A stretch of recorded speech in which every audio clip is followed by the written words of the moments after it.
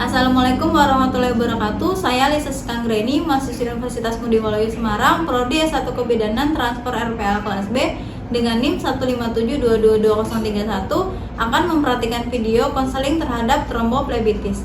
Terima kasih. Ya, Bu. Silakan duduk, Ibu. Iya, Bu. Saya tutupin dulu ya. Ya.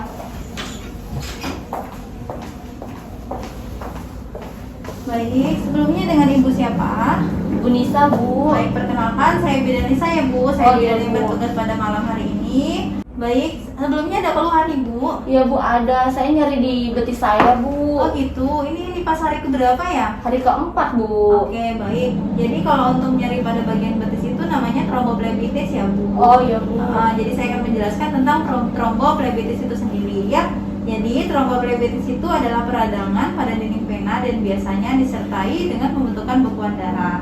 Gitu. Kalau untuk penyebab itu sendiri yaitu karena yang pertama perubahan laju peredaran darah, yang kedua perubahan lapisan internal pembuluh darah yang bagian dalam, lalu yang ketiga memang kelainan pada darah ibu, gitu ya. Kalau untuk faktor resikonya yaitu yang pertama pasca bedah atau pasca operasi. Ibu alhamdulillah kemarin lahirnya normal ya? Normal, Bu. Ya, jadi kalau orang pasca bedah itu terjadi perluasan infeksi pada endometriumnya, gitu ya. Yang kedua mempunyai varises pada venanya ibu itu sendiri. Oh, iya. Lalu yang ketiga bisa karena obesitas. Yang keempat pernah mengalami seperti ini sebelumnya. Pernah mengalami belum? Nggak pernah, Bu. Ini baru pertama kali. Oh gitu, baik. Yang kelima, usianya ibu lebih dari 30 tahun dan pada saat persalinan berada pada posisi stir up untuk waktu yang lama gitu. Usia ibu sekarang Belum 30, Bu. berapa usianya ya? 27. Oke, baik. Selanjutnya yaitu karena trauma gitu ya. Lalu apa sih klasifikasi tentang tromboflebitis sendiri yaitu Ya, Bu. yang pertama ada namanya pelvio tromboflebitis, yang kedua ada tromboflebitis femoralis ya. Oh, iya, Jadi Bu. ada dua ya.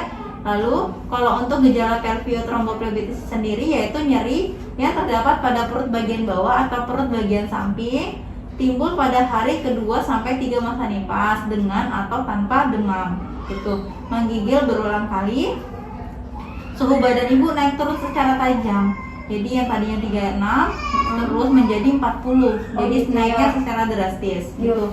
Ya. Terus kalau turunnya juga secara drastis. Itu juga bisa tanda gejala dari pelvio tromboflebitis itu sendiri. Iya, Bu. Lalu yang kedua cenderung terbentuk pus atau nanah yang menjalar kemana-mana, terutama ke paru-paru gitu ya. Terus ada terjadi abses, ada pembengkakan pada pelvis ya. Lalu untuk tanda gejala tromboflebitis femoralis yang kedua tadi yaitu keadaan umum tetap baik. Suhu badan ibu subfebris pada hari ke-7 sampai 10. Jadi pada hari ke-7 sampai 10 itu bagian dalam salah satu kaki ibu terasa tegang dan keras. Yang tadi berarti kan betis ya? Betis. Terus nyeri hebat pada lipatan paha. Oh, iya, Bu. Gitu. Makanya itu mungkin termasuk di gejala tromboflebitis femoralisnya. Oh, iya, berarti gitu. benar ya, Bu ya. Iya, ya. Kalau untuk penanganan tromboflebitis sendiri yaitu yang pertama lakukan pencegahan terhadap endometritis dan tromboflebitis dengan menggunakan teknik aseptik yang baik. Lalu yang kedua, ibu harus tirah baring untuk pemantauan gejala penyakit dan mencegah terjadinya emboli pulmonum atau pembekakan. Ya. Iya, Bu. Terus yang ketiga, anjurkan ibu mobilisasi dini untuk meningkatkan sirkulasi pada ekstremitas bawah.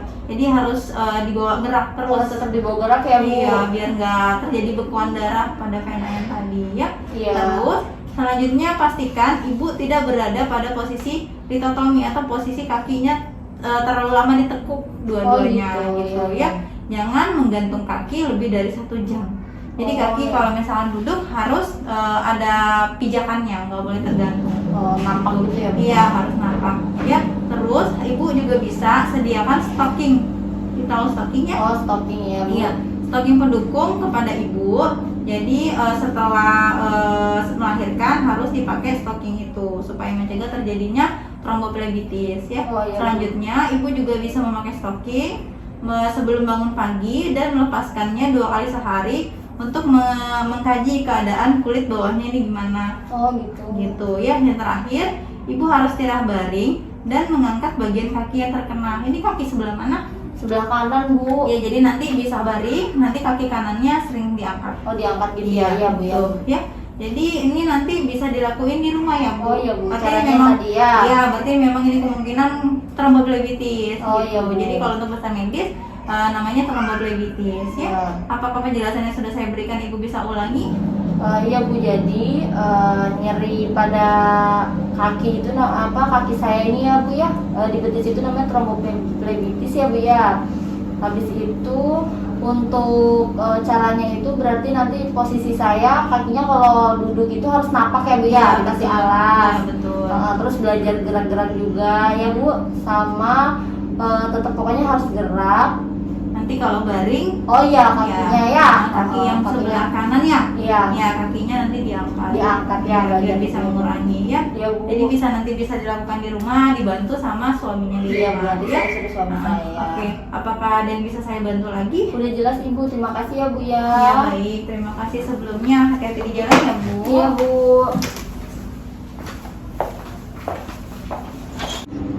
Setelah melakukan konseling, kita lakukan pendokumentasian. Sekian video dari saya. Terima kasih. Assalamualaikum warahmatullahi wabarakatuh.